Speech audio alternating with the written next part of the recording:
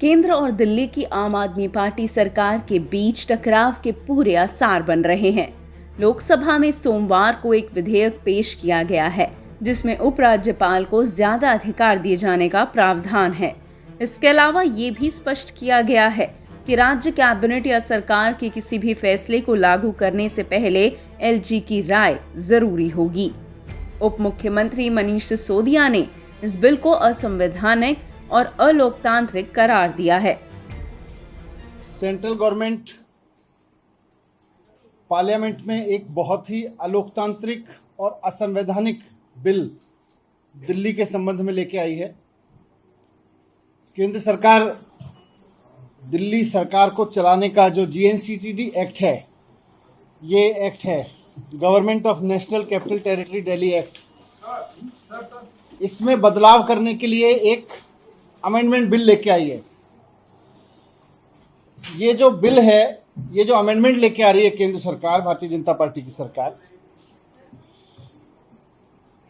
ये जैसा मैंने कहा कि संविधान के खिलाफ है और साथ साथ लोकतंत्र के खिलाफ है।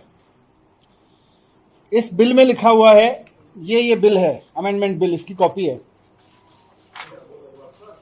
ये एक पन्ने का बिल है कुल मिला के, और इस बिल में लिखा हुआ है कि दिल्ली सरकार, मतलब इस बिल के लागू होने के बाद दिल्ली सरकार का मतलब होगा लेफ्टिनेंट गवर्नर। दिल्ली में चुनी हुई सरकार का मतलब अब कुछ नहीं रह जाएगा। दिल्ली में सरकार का केवल एक मतलब होगा, लेफ्टिनेंट गवर्नर। ये बहुत ही खतरनाक अमेंडमेंट है, लोकतांत्रिक हिसाब से देखें और संविधान के हिसाब से देखें, दोनों तरफ से। और दूसरा, इसमें लिखा हुआ है कि जो चुनी हुई सरकार है, मंत्रिमंडल है, वो जो भी फैसले लेगा उसकी फाइल अब एलजी के पास भेजनी पड़ेगी, हर एक फाइल। तो दो अमेंडमेंट है मेन रूप से इसमें।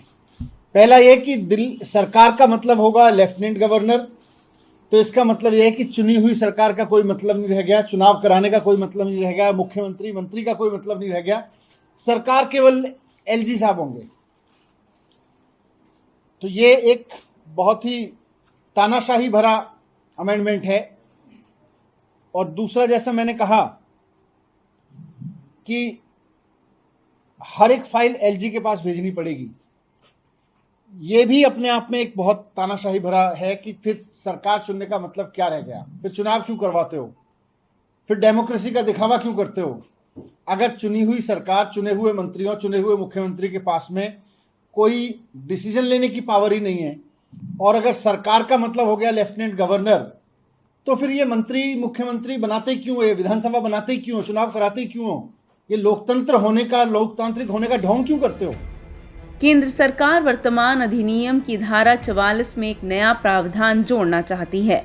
प्रस्तावित संशोधन ये कहता है कि दिल्ली में लागू किसी भी कानून के तहत सरकार, राज्य सरकार, उचित सरकार, उपराज्यपाल, प्रशासक या मुख्य आयुक्त या किसी के फैसले को लागू करने से पहले संविधान के अनुच्छेद 239 AA के क्लॉज 4 के तहत ऐसे सभी विषयों के लिए उपराज्यपाल की राय लेनी होगी। ये विषय एलजी एक सामान्य या विशेष आदेश के जरिए स्पष्ट कर सकते हैं। अनुच्छेद 239 AA में दिल्ली से जुड़े विशेष प्रावधानों का जिक्र है।